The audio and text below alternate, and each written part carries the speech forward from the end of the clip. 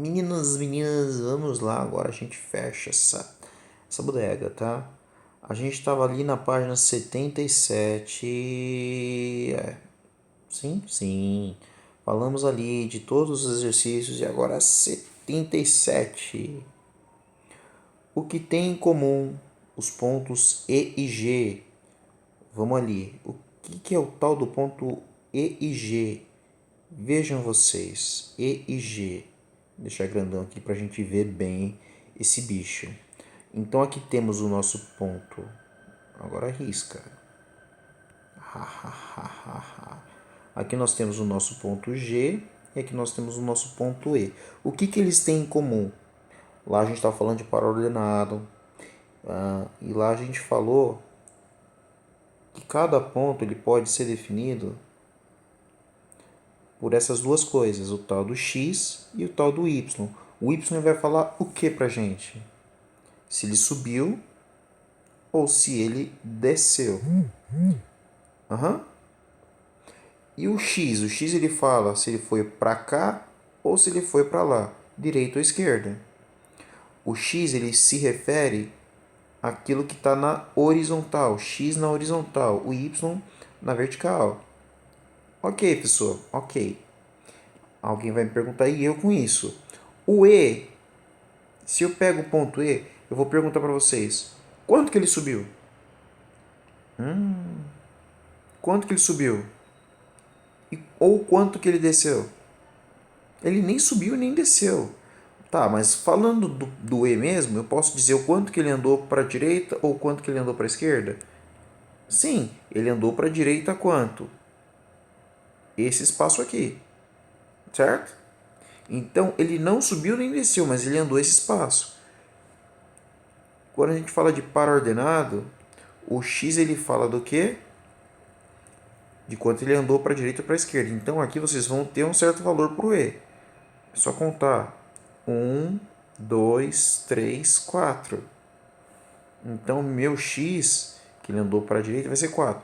O y, quanto que ele subiu ou desceu? Ele não subiu nem desceu. Ele ficou parado. Quando ele fica parado, a gente coloca o número 0. Que significa que ele nem subiu e nem desceu. O que acontece com G? Vai acontecer alguma coisa muito parecida. Quanto que ele subiu?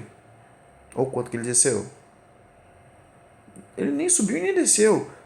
E na esquerda e na direita? Nas abscissas? No eixo X? O que aconteceu com o bicho?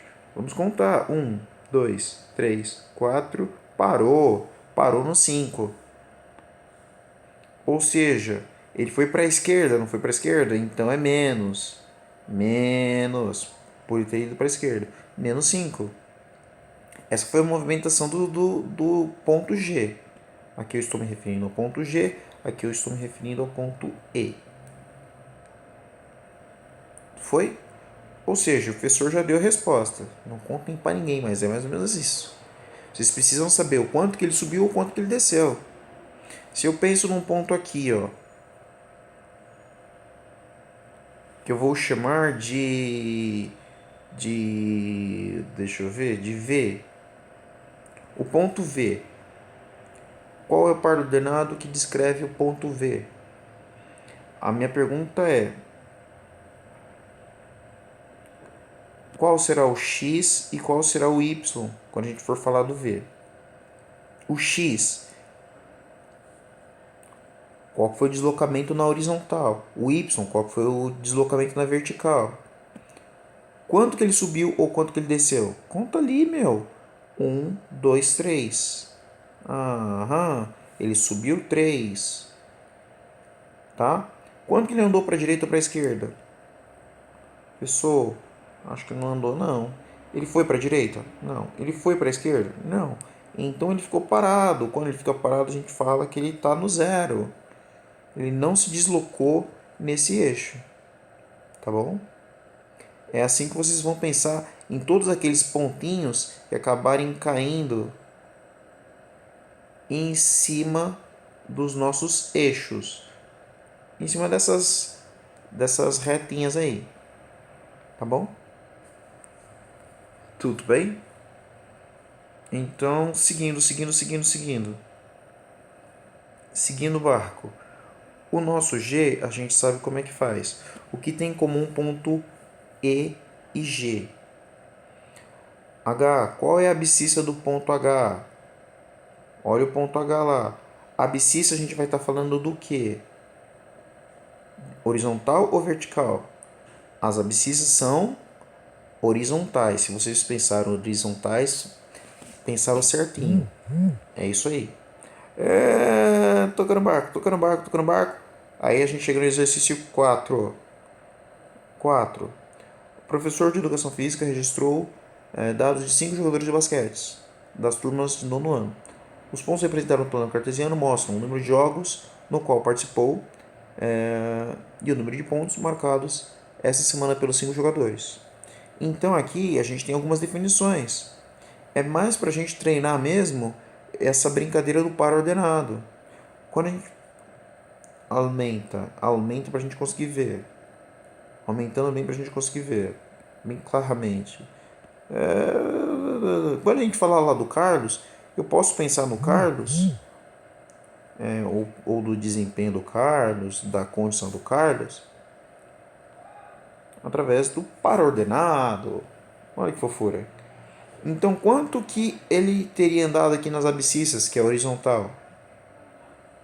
Olha, se você conseguisse espelhar, o Carlos ia bater aqui, ó.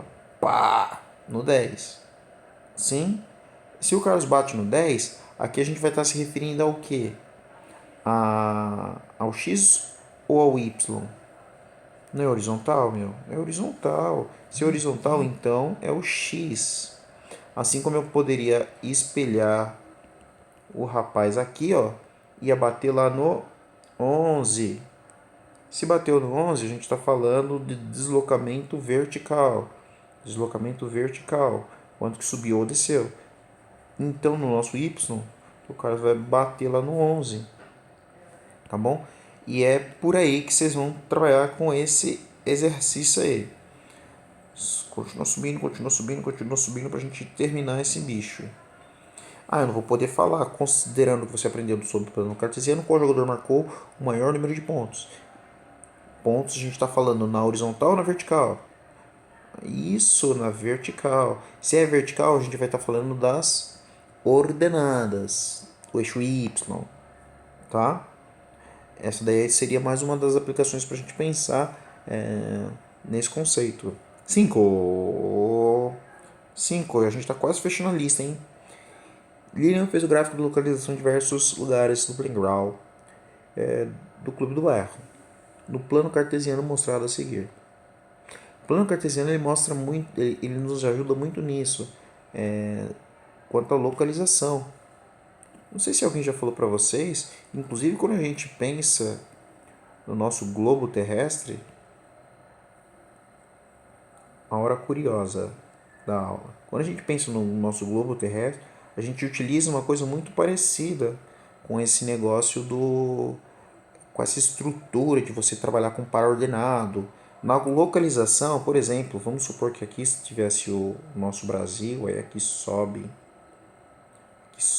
para a América Central, aí aqui a gente vai ter a porção mais norte da América e tal. Quando a gente pensa no nosso Brasil, que está por aqui, a gente consegue localizá-lo através de latitude e longitude. É uma coisa muito parecida com isso. O que a gente faz? A gente pensa, enquanto que ele ou foi para cá, ou foi para cá, subiu ou desceu, e quanto que ele está ou para a esquerda ou para a direita. Quando a gente pensa no nosso planeta, também tem essa noção incrustada, tá? A gente também tem essa noção, pensando em localização. Depois vocês vejam lá, localização, latitude e longitude. Dê uma fuçada que o titio Google está sempre esperando vocês, tá? Mas seguindo para a aula não ficar gigantesca. Então, nesse exercício, eles querem justamente que a gente consiga localizar as coisas. Localizar as coisas. Ali na primeira pergunta, em quais coordenadas Lilian deve representar a fonte e por quê? Vamos ler a questão.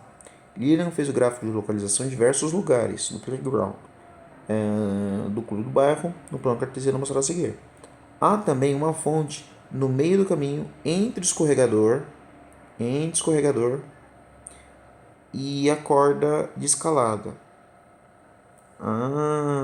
Então aqui está o escorregador, pá. E aqui está, vamos aumentar. Aqui está o escorregador, aqui está a corda de escalada, não é? Então no meio deles vai estar a fonte. Ela vai bater aqui. Esse é o meio. Quais serão as coordenadas aqui? Vamos chamar de F de fonte. Tá? Essa é a pergunta que o trilha de aprendizagem faz para vocês. Tudo bem? E o B é uma delícia, uma tranquilidade. Vocês vão ter que falar quais são as coordenadas de cada um dos pontos do clube. Tá bom? Espero que tenha ajudado. Beijos e abraços. Agora acabou. Tchau.